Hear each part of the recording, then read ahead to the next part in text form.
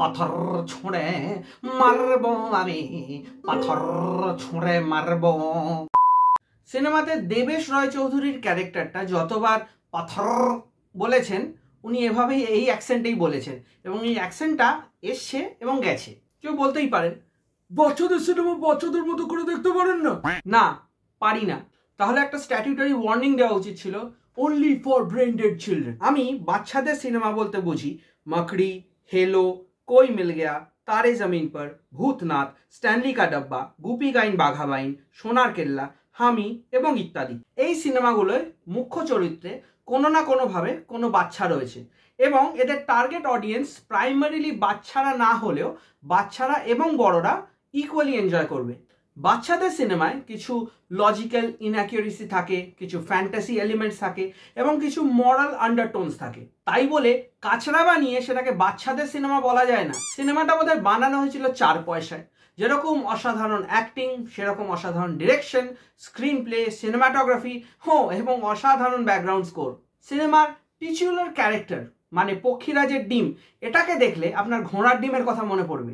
একটা প্লাস্টিকের সাদা বল, তার মধ্যে টুনি লাইট জ্বলছে, এবং ওইটাই হচ্ছে পক্ষীরাজের ডিম। এক মুখে ছুঁড়ে মারবো, ফাজলাম হচ্ছে। 2 টাকায় মেলায় কিনতে পাওয়া যায়, এগুলো নিয়ে তোরা সিনেমা বানাচ্ছি। একটা প্রত্যন্ত গ্রাম, এটা সিনেমায় বলা হয়েছে, এবং ওখানে কি অসাধারণ নেটওয়ার্ক, মানে সিমলেস ভিডিও কল চলছে। এবার যে কথাটা বলবো সেটা হয়তো অনেকের খারাপ লাগবে। মহাব্রত বসু, এনার অভিনয় আমার কোনোভাবেই ভালো লাগেনি এই সিনেমায়। পরিচালক কি স্পেসিফিক্যালি বলে দিয়েছিলেন যে কোই মিল গয়া রোহিত মানে ঋত্বিক রোশনের অ্যাক্টিংটাকে হুবহু কপি করতে? তনিকা বসুর অভিনয় দেখবেন চালচিত্রতে, দর্শিল সাফারির অ্যাক্টিং দেখবেন তারে জমিন পরে। একে বলে অ্যাক্টিং অ্যান্ড কাস্টিং। সিম্প্যাথি দিয়ে অ্যাক্টিং হয় না, নিজের অ্যাক্টিং দিয়ে লোকের ইমোশন বার করে আনতে হয়। অ্যাক্টিং এর কথা যদি বলাই হয় তাহলে বলতেই হবে যে এই সিনেমার একমাত্র সেভিং গ্রেস হচ্ছে অনির্বাণ ভট্টাচার্যের অ্যাক্টিং। যদিও ওনার ক্যারেক্টারটা খুবই ক্যারিকেচারিশ, অনেকটা 3 ইডিয়টসের ভাইরাসের মতো, তাও ওনার ওয়ান লাইনারগুলো এবং ওনার ডায়লগ ডেলিভারি স্টাইলটার জন্য আপনার মাঝে মাঝে হাসি পাবে। বাকি সাপরাজ বাবা বলুন বা অনুজয় চট্টোপাধ্যায় বলুন, সবাইকেই আপনার লাউড অ্যান্ড ওভার অ্যানিমেটেড লাগবে। বেসিক্যালি এটা বলতে পারেন অনির্বাণ ভট্টাচার্যের একটা টাইম পাস প্রজেক্ট। সৌকার্য ঘোষালের রক্ত রহস্য দেখে আমার খুবই ভালো লেগেছিল। আমি ভেবেছিলাম উনি হয়তো ওই স্টাইলে আরও ফিল্ম করবেন, বাট এই সিনেমাটা দেখে আমি খুবই হতাশ হয়েছি। ফার্স্ট হাফটা অসম্ভব বোরিং এবং সেকেন্ড হাফটা হুড় করে এগোয়। এটা এমন একটা সিনেমা যেখানে অলমোস্ট 4খানা ক্লাইম্যাক্স আছে, মানে প্রত্যেকটা পয়েন্টে আপনার মনে হচ্ছে সিনেমাটা শেষ হচ্ছে, এবং তারপরে আরেকটা এমন সিন চলে আসছে যেটা দেখে মনে হচ্ছে আচ্ছা তাহলে এবার শেষ হবে, তারপর আরেকটা সিন আসছে যেটা দেখে মনে হবে আচ্ছা এবার শেষ হবে। এরকম প্রায় 3 থেকে 4 বার আপনাকে মানে মক করা হবে। এরকম অনেক সিনেমা আছে যেখানে একটা পোস্ট ক্লাইম্যাক্স সিন থাকে, পোস্ট ক্রেডিট না, ক্লাইম্যাক্সের পরে একটা কনক্লুশন মানে এপিলগের মতো একটা। তো এখানেও ওই রকমই কনসেপ্ট দিতে পারতো। একটা সিনেমার নাম মাথায় আসে, দ্য ডার্ক নাইট রাইজেস। ওখানে যখন ব্যাটম্যান যখন সবাই প্রিজিউম করলো যে হি ইজ ডেড, এবং তারপরে যখন এক এক করে উনি যেভাবে উইলটা বানিয়ে গেছিলেন সেগুলো দেখানো হবে, এই আনফোল্ড করা হবে ইভেন্টটাকে, এবং লাস্টে দেখাবে যে না হি ইজ নট ডেড, উনি একটা ক্যাফেতে বসে খাবার খাচ্ছেন অ্যান্ড অ্যালফ্রেড ওনাকে দেখলো। এই সিনটার কাটিংগুলো দেখবেন, এডিটিংটা দেখবেন, চপিংগুলো কিভাবে করেছে, ইটস ভেরি ফাস্ট। ক্লাইম্যাক্সটা ক্লাইম্যাক্সের মতো, পোস্ট ক্লাইম্যাক্সটার একটা পোস্ট ক্লাইম্যাক্টিক ফিল আছে, মানে ছোট ছোট করে জিনিসটা দেওয়া।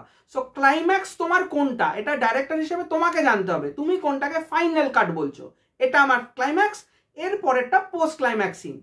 উনি পোস্ট ক্লাইম্যাক্স সবগুলোকে সেম ডিউরেশন সেম লেন্থ দিয়েছেন। পোস্ট ক্লাইম্যাক্স বলে আপনি কিছু ফিল করতে পারবেন না।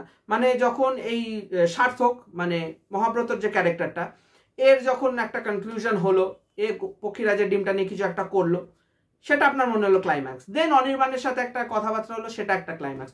অনির্বাণ আরেকটা কিছু দেখলো, সেটা একটা ক্লাইম্যাক্স। আর এর মধ্যে ক্লাইম্যাক্স কোনটা, টুইস্ট কোনটা, কোনটা পোস্ট ক্লাইম্যাক্স, কোনটা পোস্ট ক্রেডিট, কিছু তো তোমাকে তো ডিফাইন করতে হবে। Editing is essential, it's very crucial. তুমি কিভাবে টাইমিং অ্যান্ড ডিউরেশন রাখছো সিনের, তার উপর ডিপেন্ড করে তুমি কিরকম ইমোশন কনভে করতে চাইছো।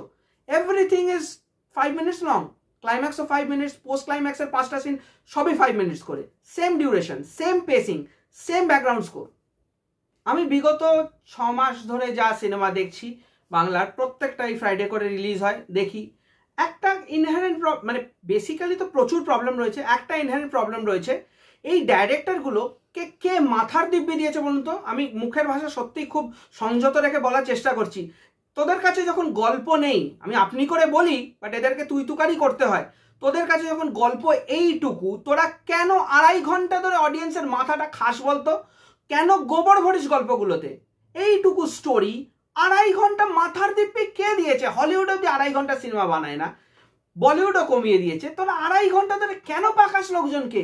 একটা সিম্পল স্টোরি 1.5 আওয়ারে শেষ হয়ে যায়, উইদিন হাফ টাইমের মধ্যে গল্প ফল্প সব শেষ, সেটাকে টেনে টেনে টেনে টেনে সেই 2.5 ঘন্টা করবে এরা।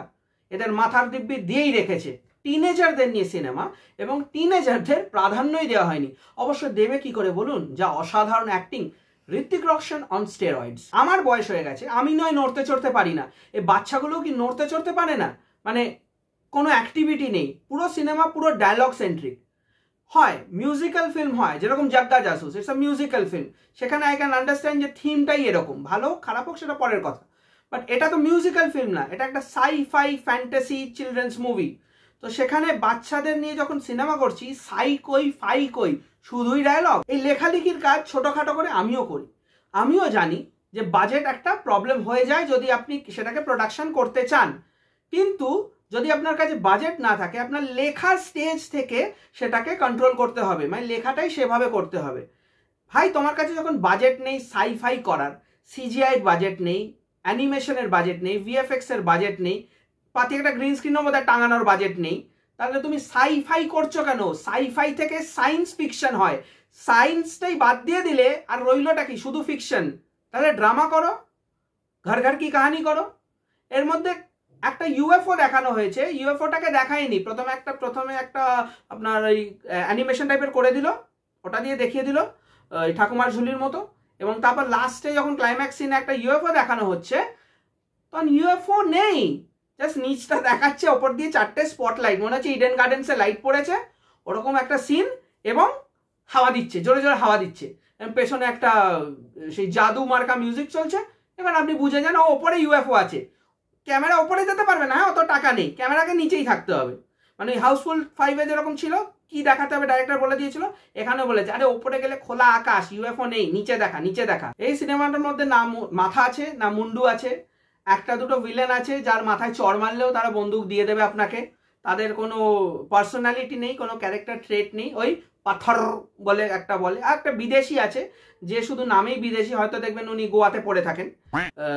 আর হিরো আমাদের যে মানে মহাব্রত বসু, ওনার ক্যারেক্টারটা তো খুবই হাফ বেকড, মানে যেটা বললাম Hrithik Roshan on steroids.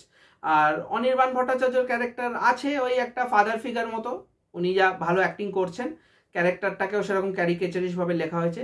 The entire movie feels unfinished, মানে একটা লিখতে হয়েছে টাইম পাস। ভাই এরকম একটা বাচ্চাদের নিয়ে করবি? হ্যাঁ, অনেক তো সিরিয়াস করলাম, এসব ভুলভাল দশম অবতার, এই দ্বিতীয় পুরুষ, প্রথম পুরুষ, অর্ধ পুরুষ এসব করে নিয়েছি, এবার একটা এরকম সিনেমা করি যেটা দেখে লোকে ওপেনলি আমায় গালাগালি দেবে না, মানে বাচ্চাদের সিনেমা, লোকে একটু লজ্জা পাবে, ইমোশনাল সাইড রয়েছে, তো লোকে বলবে না না ভালো সিনেমা করেছে হয়তো।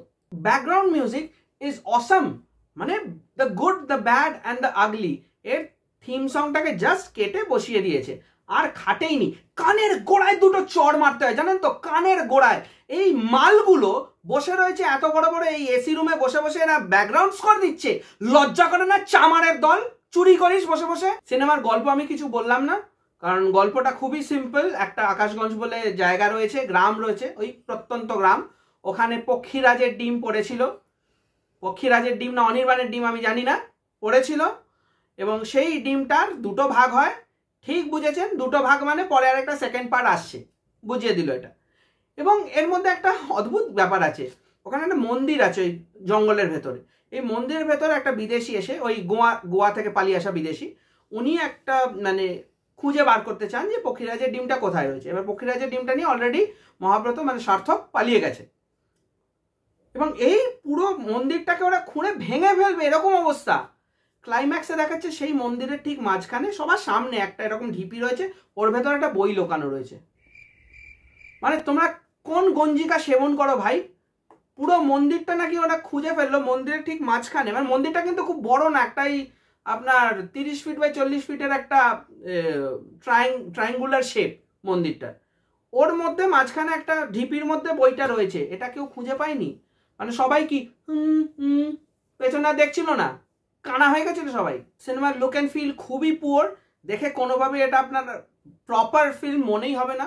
সিনেমাটা দেখে একদম সেই আগেকার দিনের 90s লো বাজেট যে চিলড্রেন্স ফিল্মগুলো হতো, যেগুলোর গল্প পারফরমেন্স অনেক বেশি বেটার হতো এগুলোর থেকে, সেই রকমই লুক অ্যান্ড ফিল। এটা আজকে 2025-এর সিনেমা দেখা আবার কোনোভাবেই মনে হবে না। ওভারঅল এটা অ্যাভারেজ ফিল্মও নয়, এটা সুপার বিলো অ্যাভারেজ ফিল্ম। একদম হাতে অফুরন্ত টাইম এবং টাকা থাকলে এটা গিয়ে দেখে আসতে পারেন। আপনার যদি বাচ্চাকে মনে হয় বাচ্চা প্রচুর কাঁদছে, ডিস্টার্ব করছে, ওকে নিয়ে এটা দেখান, দেখবেন ও 3 দিন আপনার সাথে কথা বলবে না। আর যদি আপনি এই সিনেমাটার ব্যাপারে জানতে চান আরও যে কি প্রবলেম আছে, তাহলে আপনাকে বলি এই সিনেমাটার মধ্যে কিছু নেই। ঘোড়ার ডিম রয়েছে। একটা সাইফাই ফিল্মে যে থ্রিলটা থাকবে, যে চেজ হবে, রানিং হবে, একটা জায়গা থেকে আরেক জায়গায় যেতে হবে, অ্যাডভেঞ্চারের এলিমেন্ট থাকবে, ক্যারেক্টার থাকবে, আরও কাস্ট অ্যান্ড ক্রু থাকবে, কেউ নেই সিনেমাতে জাস্ট 2 থেকে 3 জনের মুখ দেখিয়েছে, একটা দুটো জায়গায় শ্যুট করে নিয়েছে। একটা জঙ্গল বলতে ওই কলকাতা থেকে একটু দূরে গেলেই ওসব গ্রাম পেয়ে যাবেন আপনি, ওই রকম জায়গায় শ্যুট করে নিয়েছে। সুপার লো বাজেট ব্রেন রট ফিল্ম একটা। এই ছিল আমার ভিউজ অ্যান্ড ওপিনিয়ন্স অন পক্ষীরাজের ডিম, যেটা দেখে কে ডিম পারবে আমি জানি না, ঠিক আছে, কারণ ডিরেক্টর তো ডেফিনেটলি পারতে অক্ষম হয়েছেন। এই ভিডিওটা ভালো লেগে থাকলে একটা লাইক, শেয়ার আর সাবস্ক্রাইব করে দেবেন। আর আপনাদের কোনো ওপিনিয়ন, সাজেশন বা রিকোয়েস্ট থাকলে কমেন্ট সেকশনে ডেফিনেটলি জানাবেন। হ্যাঁ, you can always connect with me directly on my Instagram account. আপনারা দেখছিলেন থ্রাশ আওয়ার, আমি আপনাদের হোস্ট টম থ্রাশ, এবং দেখা হচ্ছে পরের ভিডিও।